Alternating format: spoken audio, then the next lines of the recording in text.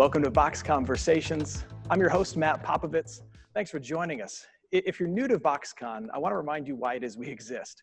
We exist to help you grow in your creativity and become a better communicator so that you can thrive in your calling. Because what we believe is that when you thrive in your calling, you bring beauty and goodness into this world that this world desperately needs. Throughout these Vox Conversations, we've been talking to artists and entrepreneurs, leaders, and speaking coaches to help us grow in our creativity and become better communicators of whatever it is we've been called to communicate. And today, we get to sit down with our great friend, Lewis Henry Mitchell. Lewis is the creative director of characters at Sesame Street and Sesame Street Workshop. Lewis, thanks so much for joining us, and welcome. Welcome to this Vox Conversation. Thanks so much, Matt. It's really great to be here, and I'm excited to share whatever I can. Hopefully people will really get something out of it. Well, I am certain that they're going to get something out of it. Lewis, tell us a little bit about what it is that you do for a living. What do you do at Sesame Street? Wow, okay. Well, basically I have fun to start with. I'm the creative director of character design, was my official title. And that means I kind of oversee pretty much everything that has to do with the characters, whether it's licensing artwork or like the Macy's parade balloons. I designed some of those, and I do the photo shoots. If you see the characters on a DVD cover or a poster or almost anywhere, even on a bus stop, there's usually the shelters. They have pictures sometimes of Sesame characters there. I do pretty much all the photo shoots. I even design new Muppets now. That's something that's been happening for the last maybe 5 years. Because I've been there for a very long time. It's approaching 30 years that I've been there. And how did you start at Sesame Street? Do you just send in a portfolio of designs and say, here, hire me? I mean, how does that work? It'd be nice if it was that simple. I mean, I did send in my portfolio, but the thing is, again, it was a calling in my heart. So I discovered Jim Henson when I was a little kid, and he excited me. So as I went through all my schooling, by the time I got to college, I said, you know, maybe I can work for them. Maybe work for Jim Henson, maybe even on Sesame Street specifically. It was a specific call in my life. So I went ahead and submitted the portfolio, and I made a special portfolio just for that kind of work because it's very unique work, you know, drawing Muppets and understanding what goes on behind it. So I submitted my portfolio, but it took about 8 months before I got to the right person. A man named Jim Mahan, who was the art director up there. He finally took me on, and I was so excited because my dream came true. So that's pretty much what it was. You know, going through school, it was difficult because it is a big dream. And usually when the young people have big dreams, there are some people that are around that, not that they don't want to support the dream, but it's very difficult for a lot of people to have the vision, the expansive vision, to think that something great and wonderful can happen. So a lot of times they'll say, you know what, don't dream so big. I had a teacher in college that said, don't dream so, you're dreaming way too large. You know, you got to calm those dreams down so you can actually achieve them. I believe in you, but you don't, you know, they're never going to get that job, is what he told me. But he was wrong, thank goodness. That leads me to an interesting question. Do you believe that it's important as an artist, as a creator, or really just as a human being, to have a picture in your mind of where you want to go, what the mountaintop looks like? Is it important for you to have a vision of what the ultimate version of success in your vocation would be in order for you to arrive there? I really believe so, you know, and over the years I've collected so many different things. Now, a lot of times people will collect pictures. They don't even realize that they're actually helping to form that vision. Because I love the Muppets, so I would always collect pictures. I had a little folder and like books and things like that I was always looking at as a kid, not realizing that the vision was being formed throughout all that time. But once I understood that, you know, visualization is a really powerful tool, I started doing that on purpose, and it really started to really explode in different areas of my life. So yeah, no, that image, that picture in your mind is really, really, to me, it's vital to your success. What kind of art were you creating? What were you making prior to being at Sesame Street and focusing on the world of Muppets? Oh, well, I mean, because I was always drawing all of my own characters, and I ended up at a company called Abrams Gentili Entertainment, and they gave me an opportunity. I was the entire art department. I didn't realize all the work I had been doing, you know, drawing characters, drawing realistically, doing sculpture work, you know, even building my own little puppets to the best of my ability. As time went on, I got better and better at that. And then when I got to Abrams Gentili Entertainment, they realized they didn't really need anyone else because of all the skills that I was able to develop. So, yeah, I just did toys, animation, style guide art, which is licensing artwork, um, the children's books. It was a vast amount of, of things that I got to do. And in the doing of them, because these two gentlemen, they really believed in me, and they saw more in me than I did. Even though I was a professional at that time, they could see, because they were professional artists as well. They were quite advanced from where I was, but they saw a lot in me. So they kept on asking me to do different things. And every time I did something else, it showed me, well, there's a lot more in me than even I realized. So you just by trying something, you start to learn about yourself and about what you're actually able to do. A lot of people don't realize there's a lot more in us than, we're fearfully and wonderfully made is actually a scripture. So there's a lot more in us than we realize. So it's good to keep trying new things, different things, and seeing which way you're directed. I kind of call it creative gravity. You're being pulled in certain directions, and you actually kind of discover so much more about yourself by the things that you can do that you don't even know you can do. In this season of global pandemic, of social distancing, Sesame Street has continued to provide content, have its characters out in the world, really helping young people and families deal with all of this. And yet I'm certain that as a staff, as a team at Sesame Street Workshop, you yourselves have had to socially distance and be away from the office. What are you as a team doing to continue to create content, yet manage the reality of a pandemic? Well, our research department, the marketing department, all the people that work at Sesame, it's a mission-driven company. So that's one of the main reasons why I love it so much. It is mission-driven, and we know that. And it's been mission-driven from the very beginning. But whenever new and sometimes controversial things would come up, Sesame never shied away from it. They dealt with it. They dealt with when Mr. Hooper, the old man that used to run the store, when he passed away, Sesame actually dealt with that. We created, I wasn't working there at the time, but again, it's one of those things that drew me to the company.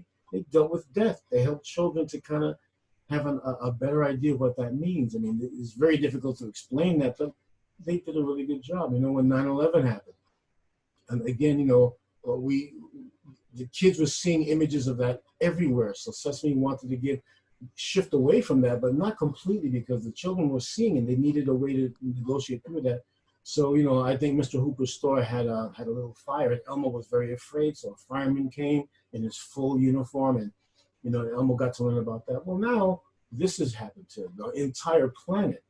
So, and even though we are socially distanced and we are not at the offices anymore, Sesame made a point to send all the puppets to the puppeteers, so that way not all the puppets, but all the key ones, the main ones.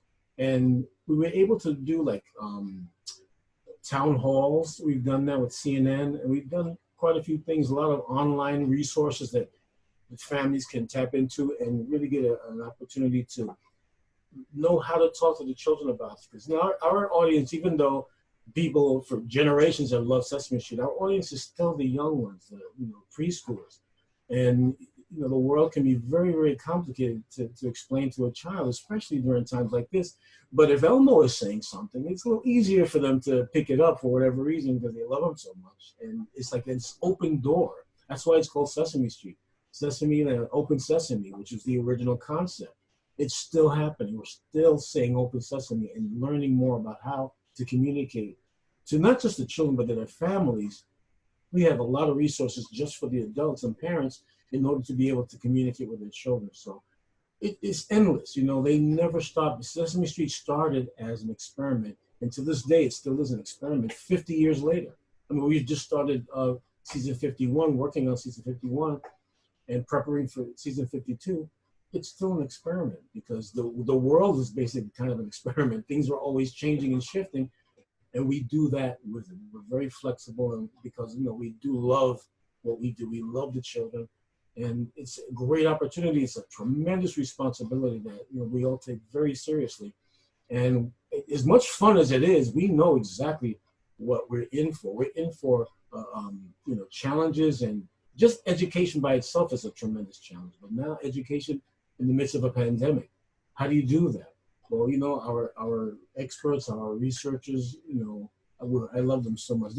they're genuine people. They're not just these people trying to figure things out. They're families. They're people that have children, and they want to know what's the best way to communicate. So that's what it is that Sesame does. And we have a CEO, Jeffrey Dunn, is one of the most magnificent men I've ever met in my life. You know, with all this going on here, he just continuously reassures us that, you know, worry about your salaries, worry about your insurance, just let's focus on the mission.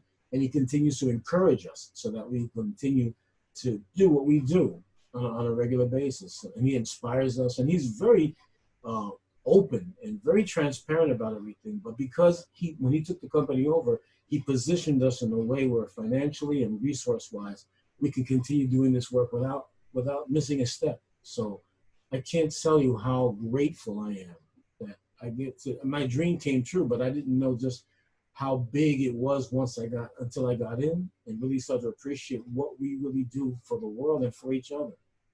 Well, you hit on an important point that when you have a clear sense of mission, that mission drives you into whatever moment is put in front of you. Sure, that the platforms that you utilize may change, the means by which you live out that mission may change, but ultimately, if you know why you exist, you can apply that why into whatever scenario you find yourself in. And Sesame Street very clearly knows its mission and then seeks to apply it to whatever moment its audience is in.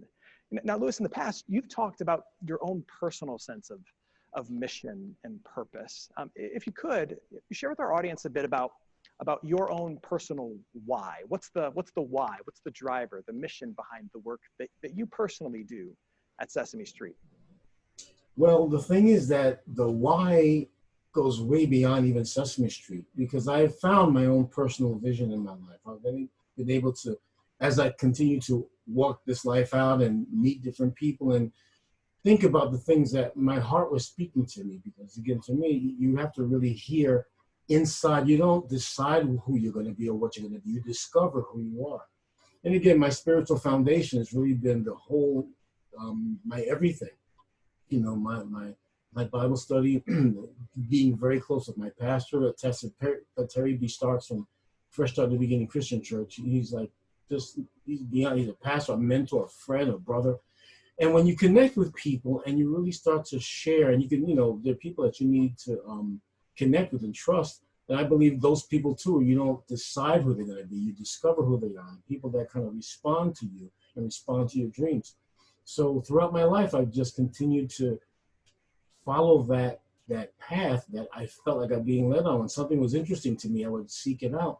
And when I sought it out, I found there was so much more into it.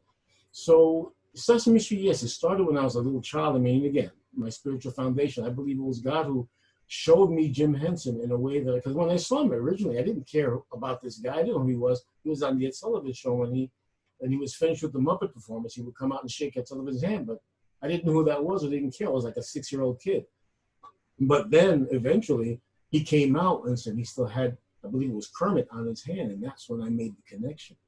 So from there, it just started to blossom and bloom, and you know, it was a giant harvest to just go out and pick and choose the kinds of things that I discovered on my path, and it formed a real strong personal mission in it. So I went into Sesame Street with a mission. I don't think I would have recognized the importance of Sesame Street if I didn't have my own mission, which is really to not just to do my best, but to serve God through loving people and using my gifts and my talents to show people that there's so much in us. There's so much that we have. Everyone has some gift, and it's really worth taking the time to stop and understand what those gifts are, and then find out why do you have that gift. Well, you find out why by using the gift. When I do gifts for people, I do portraits. Sesame Street has me doing portraits for many people, whether they're celebrities or people who've been with the company for a long time and we're going to say thank you and goodbye. They have me do portraits. And I've gotten the most amazing results. I mean, right now, people primarily use computers to do a lot of their artwork, but I still use a pencil and a piece of paper for the most part. And I do the portraits that way. So when I do that and people see that, I've gotten people sobbing when they saw the portrait. You know, I got a letter from Michelle Obama, who Sesame wanted to thank her for all the support that she gave to us and the interaction and the engagement. So after they were finished at the White House, Sesame sent a gift, and there was a gift they asked me to do of her with her daughters and some of the girls from Sesame. I got this beautiful letter back from Michelle Obama thanking me. And I was not expecting that. I was just grateful to be able to do the portrait. But again, it's all about using the gifts and the talents that God has placed in me for his purposes, for his use. And to use that to bring people together, to not to make people forget about what's going on here, but to appreciate what life can be, even beyond things like pandemics or 9/11 or even death itself. There's life to be lived, and you can do that by living it. It's really all it is to it. It's living life. I'm not trying to make it simple, but a lot of times people don't try to do what it is that, or try to seek out the things in their heart because they've been discouraged for whatever reason. But in my particular case, my mother, who was the champion of my life, she kept encouraging me, and she's the reason why I kept trying for Sesame Street. So when I finally got there, I said, you know what? I achieved my dream. I believe everybody's meant, not everybody does, but I believe everybody's meant to discover their dream and to discover their own personal mission. But there's so many people out there discouraging them, even in school. Like my teacher told me I'd never get the job. But we always need somebody, at least one person that's going to be able to tell us, keep going, just keep going. That's all Mom said. She didn't know exactly what to tell me. She just said, keep going. Well, in that keep going, I discovered more and more, and I keep discovering even now, more and more about what my mission is, and how I can use this life that I've been blessed with to bless others. It's important to have, you make a great point, it's important to have that person who tells you, keep going, but then also important to recognize that you can be that person for somebody else that says, no, you can accomplish your dream, you can impact the world the way in which you dream and you desire, keep going, keep pressing on. And I imagine in your position, you get to do that for a lot of people. Now that you have this important and really fun role with Sesame Street, you get to pour courage and vision into others, don't you? Yeah, absolutely. And it's not just through the work, it's actually personally, because one of the benefits of working at Sesame is that you get celebrated a lot. Most of the people that do the work, mostly on the outside, not just the puppeteers, but people like me. I'm an artist with Sesame Street. And because they recognize the mission that I have, they started using that to send me out to different places. So I meet a lot of different people. Like this, VoxCon is just such a gift to be able to share what I have to say through this opportunity. But through those moments, every now and then I'll get people that reach out to me personally. They'll send me a letter. I'll get a letter in the mail at work, or I get an email, and people just want to ask me questions and things like that. So when the opportunity arises and I have the time to do it properly, I will go ahead and I'll answer the emails. I'll write back to them, a handwritten letter. I go to schools all the time and I get to speak to children. Well, there's nothing that I can even compare that to actually sit down with children, even preschoolers, the kids that I get to work through Sesame to reach out to, but to reach out to them directly and personally, you just can't beat that, because it's fun. I get to be a kid again, and actually, I never stopped being a kid. That 6-year-old kid that discovered Jim Henson back there, that's still me. So, Louis, what project from your past that when you reflect on it today, still serves as a great source of strength for you, joy and encouragement for you? Is there anything that you've worked on in the past at Sesame Street that whenever you see it, whenever you reflect on it, gives you fresh energy to keep doing what you're doing? That's really interesting. Well, if I can say about Sesame Street, I can still remember my very first assignment. It seemed small because I had to draw Ernie, from famous Bert and Ernie duo. I had to draw Ernie for a sneaker, and a little teeny weeny image that it was going to be ultimately. But I did it about that big, but it's going to be a tiny image of Ernie on a sneaker. But that was my very first job. It was my breakthrough into Sesame Street. So I think about that the day Jim Mahan, my mentor, the one that hired me, he said, I really like your work. I want to get you started on a project. I want you to come up and we'll talk about it. That was my first job. So there are a lot of tremendous things that happened to me, but that thing, that breakthrough, that dreams do come true, that little drawing of Ernie is probably one of the most significant moments in my life. Now, connected to that, what's a project you've got to work on that when you tell other people, they drop their jaw and they say, no way, you got to do that? I have, again, blessed with many of those, but I guess the one that I have to say is the most seismic to this day is when Martin Luther King Jr. holiday was going to become official.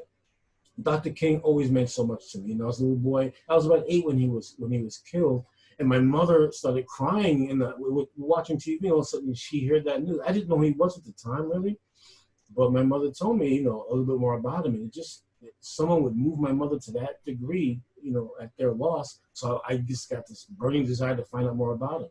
And I learned more and more about him. And then I eventually, over time, I discovered one of his sermons called The 3 Dimensions of a Complete Life, which I recommend anyone go. If you can see the video, that'd be great. But even just reading it's amazing. And he said something. He said, when you do your job, you should do your job so well that the living, the dead, or the unborn couldn't do it any better.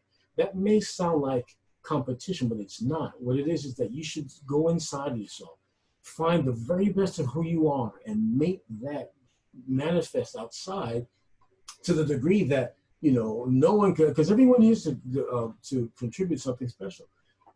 So that really touched my heart. And yeah, Dr. King became one of my main, I could say, mentor, because I have 5 mentors on my desk at work, pictures of them.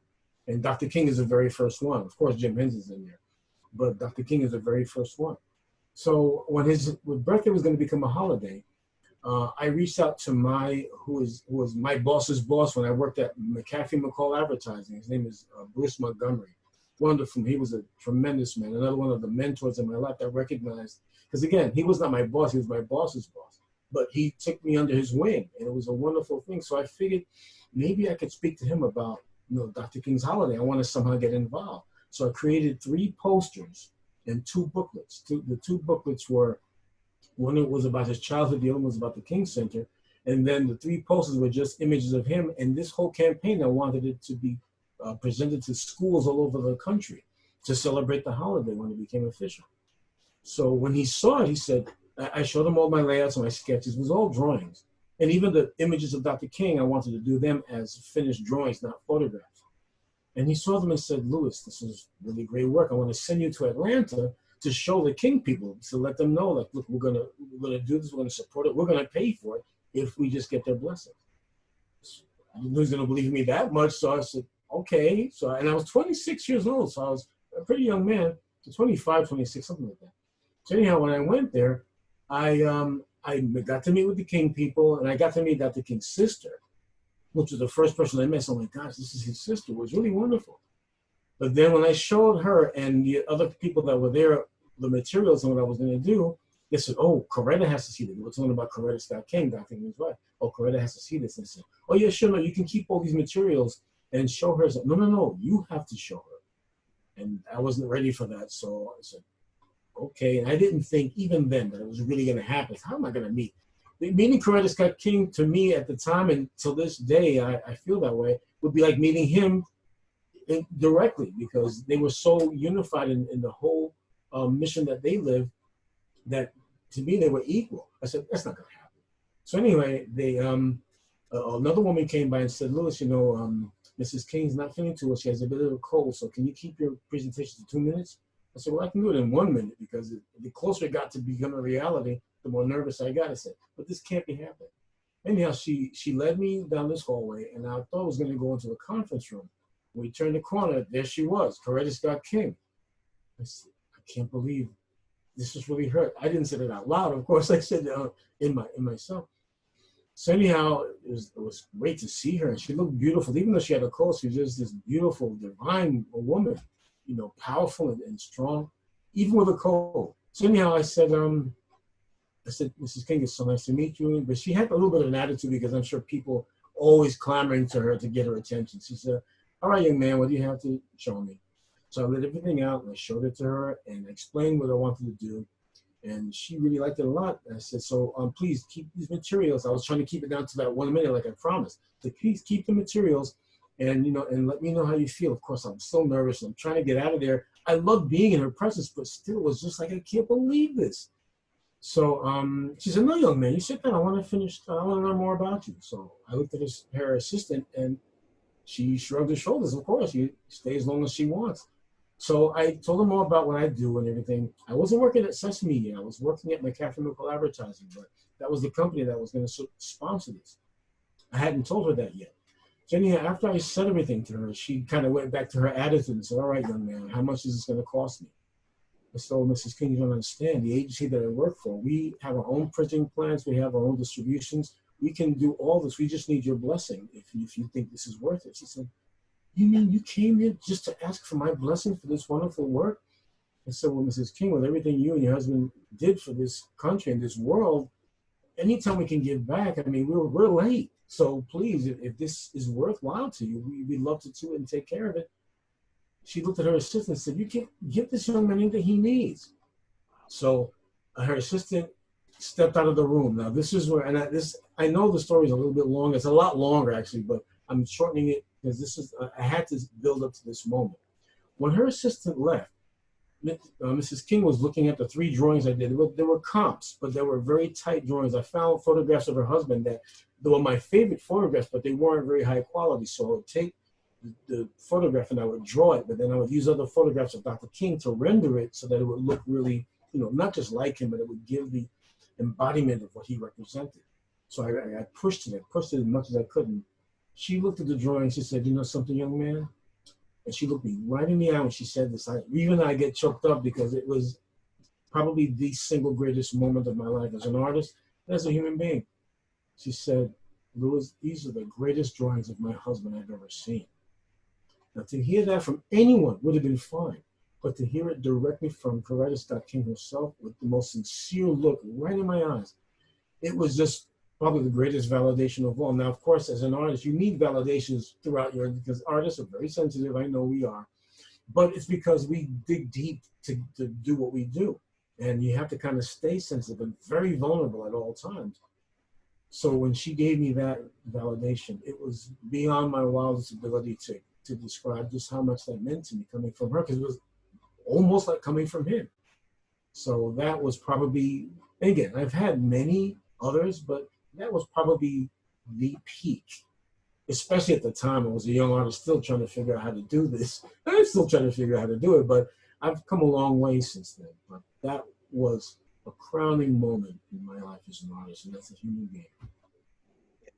Incredible, and what a gift to be given as an artist, to be given the chance to meet Coretta Scott King and to be given the validation directly from her about the power of your work. That's an incredible gift. That had to motivate you immediately thereafter, but obviously it still motivates you and encourages you to this day.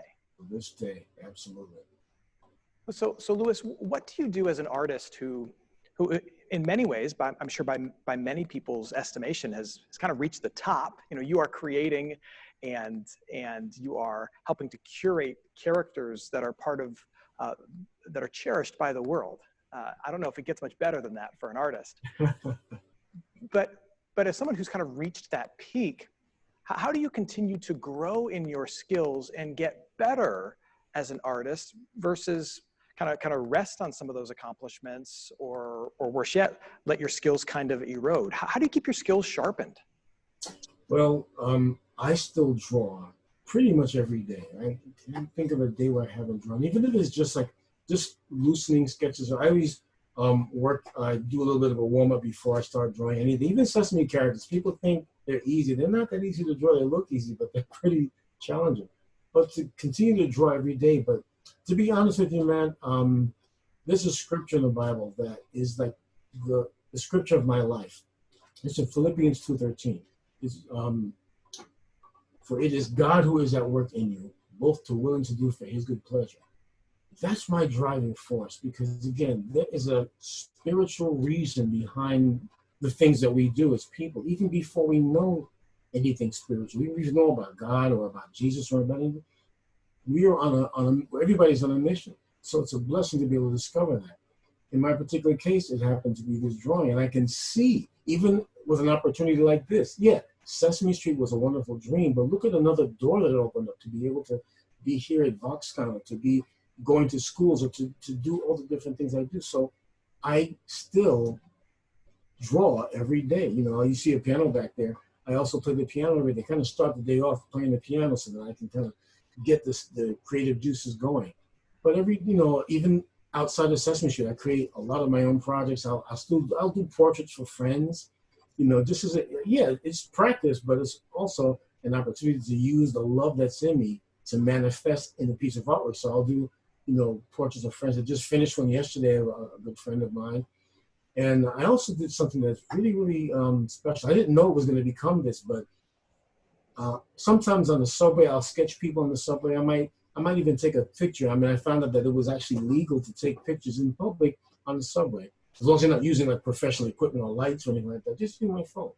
So what I started doing is if I saw something special, I would just take a quick picture of it, and I would use that as inspiration to draw at home, just as a warm-up. But as time went on, and this was before obviously before the pandemic, as time went on, I started seeing a little bit of a patterning, or a little bit of a theme going on. All these people were pretty much so relaxed. I said, look how relaxed people are in the subway. It's kind of an oxymoron, a relaxed subway ride. But I started to see people were really almost at home many times in the subway, sleeping, reading, just getting into whatever they're doing.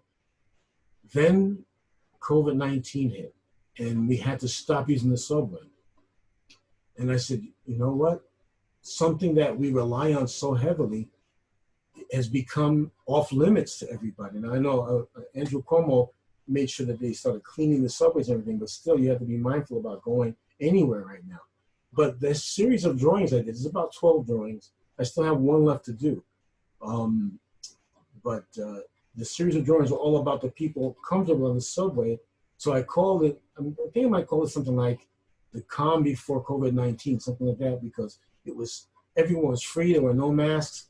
But the last drawing is actually of a man wearing a mask. That was the last drawing. I did it. I think I took that picture maybe 2 days before the lockdown.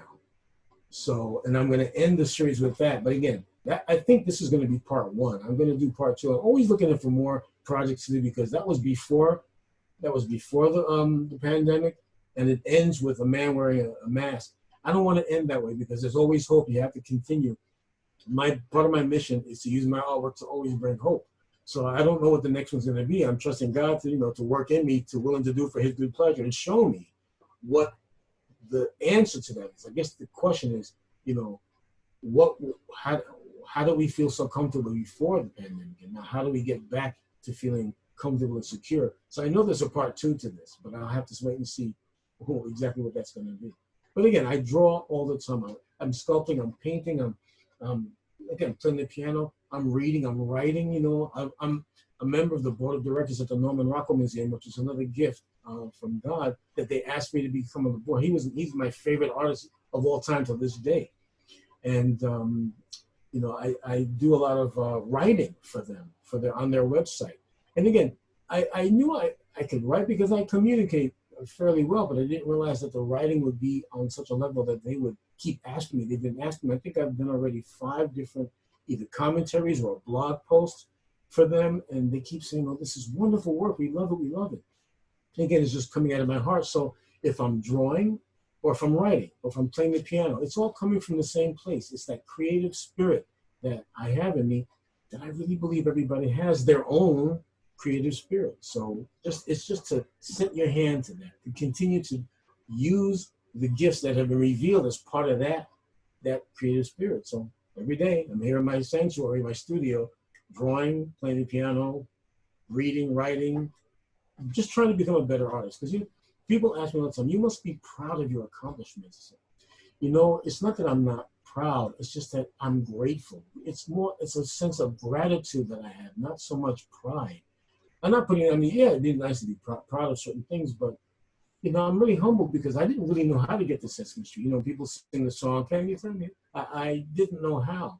But again, that was part of my path. I didn't know. And it was revealed to me when I was a child. But as time went on, it started to unfold. And I can't say that it was my achievements that got me there. It was because it was a plan of God for me that was projected ahead of time. You know, things are predestined in a way the Bible teaches about that. Not that things are automatically going to happen, but if you know there's something ahead for you and you keep following the path that is being revealed to you, you will eventually get to the things that you're supposed to do if you stay on the path and not quit, not faint, not lose heart.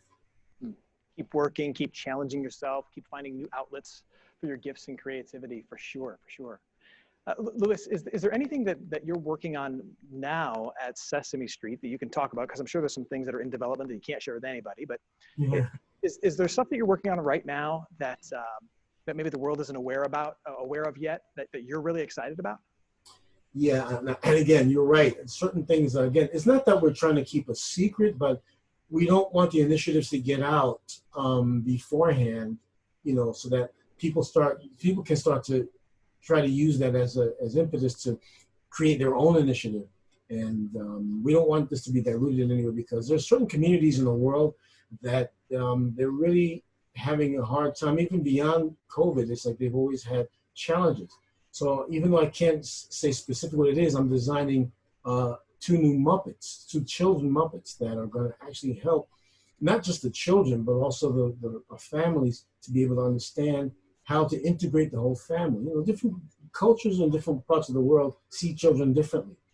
And sometimes that works in favor of the children. Sometimes it doesn't work so much in favor of the children. And we want all children to be respected, loved, and acknowledged as gifts, as precious gifts. So it's something that I'm working on right now. And it took a bit of time because normally if I'm designing a character, I just kind of sit down and I understand who they are, who they're supposed to be, and I start doing sketches.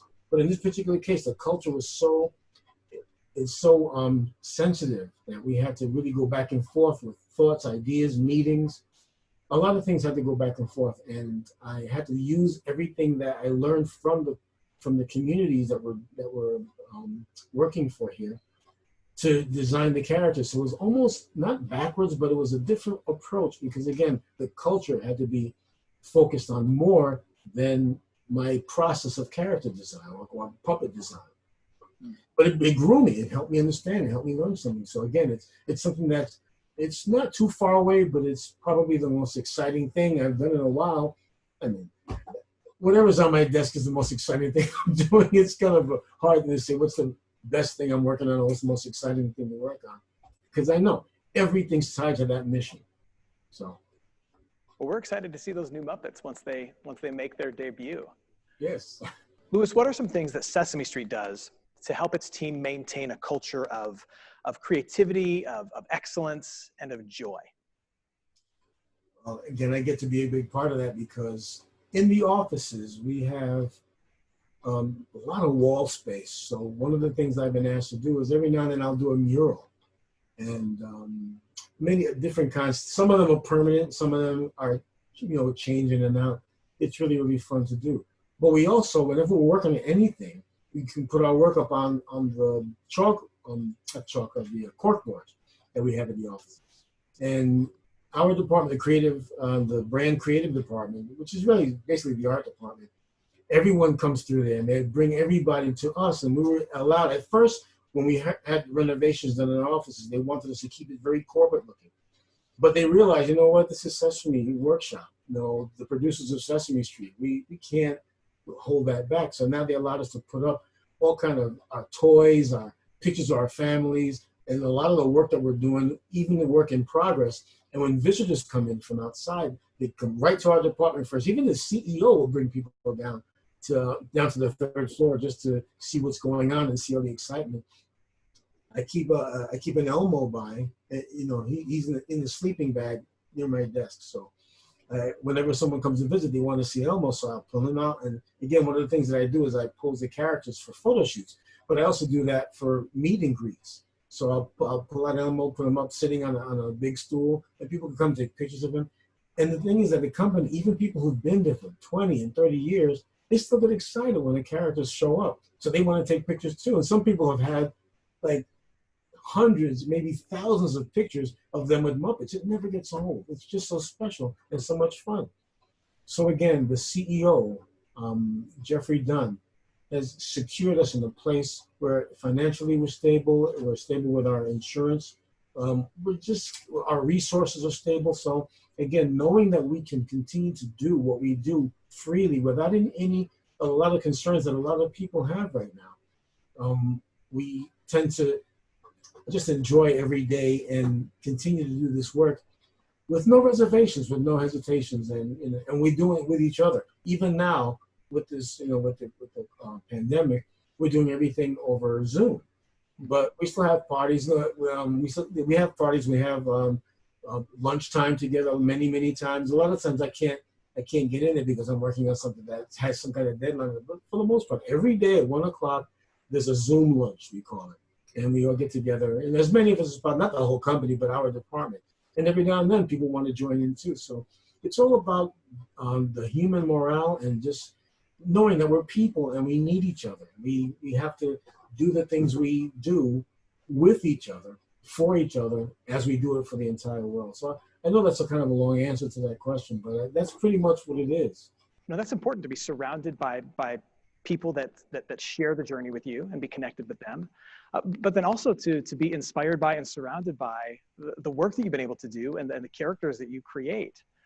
To have that, to be able to celebrate the work that you're doing and constantly see it and let others take joy in it. I'm sure that provides an incredible amount of fuel for you as you continue to steward these characters and create at Sesame Street. Absolutely. I would also imagine that you touched on this, that it's really important to know that the environment at Sesame Street is very stable and secure in this time of uncertainty in this world, because as an artist, like you said, you're having to draw from a deep and vulnerable place all the time. And if you're unsure about whether or not the team's going to get paid or whether or not there's going to be insurance because the world is going through an economic crisis because of the global pandemic, that would undermine your ability to create with excellence and with joy, right? Yeah, in a big way, that's really true. And some of my friends are having some of those financial difficulties and trying to get work, throughout this time, especially the freelance community. But again, I have to go back to that scripture that I told you, Philippians 2:13. I know it's like a calling from God, and I know that it's Him working through me. So instead of looking at the work itself or looking maybe at my own desires, my own wishes, or even the job, I always go back to the scriptures. I always go back to watching sermons and keep my mind where it belongs. The scripture says, if you keep your mind stayed on Christ, he'll keep you in perfect peace. So again, I draw my strength from my spiritual foundation. It's not, my strength doesn't come from my job. A lot of my happiness comes from, but not even my joy. Joy and happiness are two different things. Happiness is what you respond to on the outside, but joy is generated from within. That's why the scripture said the joy of the Lord is your strength. So I keep going back to that, because again, no matter what happens, even if for some reason I was shifted to another gear, like God said, all right, your art days are over and now you're gonna go do this. I know that it's Him moving me, so I know I'll still be able to draw, but the thing is, I'm not concerned so much about the work as much about the mission and the walk of in my spiritual walk, to make sure that I'm lining up, because ultimately, when you think about life and death, I'm almost speechless here thinking about just the devastation of what's happened with this virus. But people really need to take seriously the spiritual aspect of their life, to go back and see, what? There's a lot more to this world than what meets the eye. There's a deeper place that we need to go to. And even though I go in deep and vulnerable as an artist, I go even deeper when it comes to my spiritual foundation, my spiritual convictions, because that's where I live from.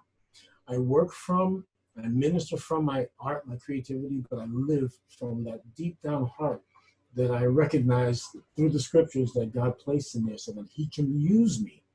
And He'll use anybody who's willing to submit to Him. So it's not about someone, you got to be some special, you have to be some theological master. No, anyone who's willing to submit to the vision that God has for this world. I mean, God loves this world. I mean, there's such a vision of love for the world. And even though it doesn't look like it right now, you have to try to look not at it, but through it, to see there's more to this life than meets the eye.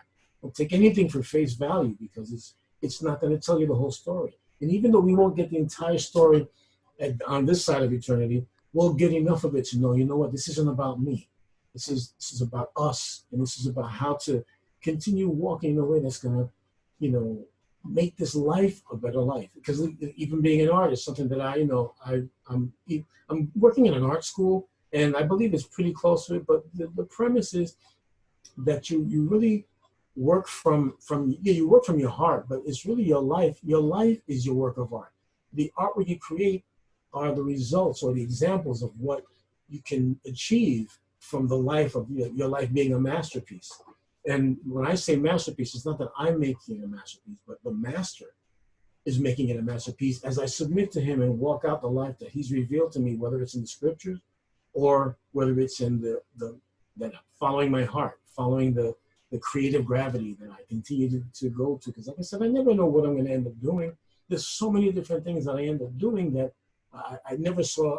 Most of it, I say maybe 80% of the things that I've done, I did not see coming. When I designed my first Macy's Thanksgiving Day balloon, I did not see that coming. But anyhow, the thing is that when it came, I was ready, not so much because I was preparing myself as an artist, which I always do, but because I'm consistently preparing myself spiritually so that whatever comes, I'm not caught up in what the chaos might do to me as a person. Because what we do at Sesame is very important. And I must remain buoyantly above the things that are going on, not thinking that I'm superior or better. It's like staying buoyantly above means never keeping my eyes on it, but trying to get a God's eye view on it based on what I'm learning so that I don't get caught up in it and I can still communicate to the people who are having a struggle, having a time of difficulty through it, and being able to share things with them that might help them get through it too.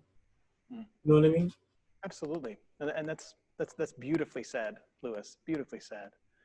And one last quick question for you. You've mentioned the Macy's Thanksgiving Day balloons. Which ones that we might remember off the top of our head have you designed? Well, you saw the Big Bird balloon. That's one. I did Super Grover as well, which is another big one. And as a matter of fact, the Super Grover balloon I did, well, that was quite a while ago because they reuse the balloons a lot until they can't anymore. They repaint them, but at a certain point, the balloons have so much paint on them, they can't fly anymore. They can't, they're not as buoyant anymore, using the word buoyant again. But I also designed the float that were the people that act on the show, the puppets and the live actors. They all stand and they wave at everybody. Well, I designed that float as well. And again, my greatest art teacher of my entire life was my 8th grade art teacher, Mrs. Charlotte Landau. And I remember when I did the drawing of the float and they approved it, it was a big challenge. There was a giant story behind that too. But it was a big challenge. But anyhow, I sent her the original drawings because I just wanted to thank her for all the support that she gave me. It was my mom and Mrs. Landau. The 2 champions of my life. Mom first. Mrs. Landau was right there. She called herself my second mom for a long time. We were friends until she passed away maybe about 7 years ago. And she was still, to that day, my greatest art teacher. So I sent her the drawings. She sent them right back. Said, no, send me copies. You keep the originals. They should go in a museum or something one day. So that was really sweet of her. Yes, it was a fun job. Really fun. That's incredible. And my family, we lived in New York City. We went to the parade every year. I think we went 7 times. Wow. So we know those. Balloons. Yeah, we know those balloons. And we know that float really, really well. Louis, thank you so much for being with us and for sharing your heart and sharing your story with us. It's so encouraging, not just to the artists and the creators, but to everybody who's hearing it, to be reminded that knowing your personal mission can carry you through whatever's going on around you, and that there is a deeper joy that can uphold us all. Louis, thanks so much for being part of this Vox conversation. Matt, thank you so very much. I mean, this opportunity always means a lot to me. I was part of it last year. I'm so grateful that even though things happen the way they did in the world, you still managed to pull it off and have it this way. And thank you for including me. I'm so very grateful to you and your team. You have a great team. And I'm really just thankful, grateful. Thank you, Louis. We couldn't imagine having this series of Vox conversations without you. If you're a viewer and you want to learn more about VoxCon or about Matt Popovits Ministries and the things that we do, you can head to our website, go to vox.com or mattpopovits.com. That's MattPopovits. You can follow us on Facebook, Twitter, Instagram. We are on all the things, and we would love to connect with you. Thanks so much for taking part in this Vox conversation. Let's do it again. Until next time, bye.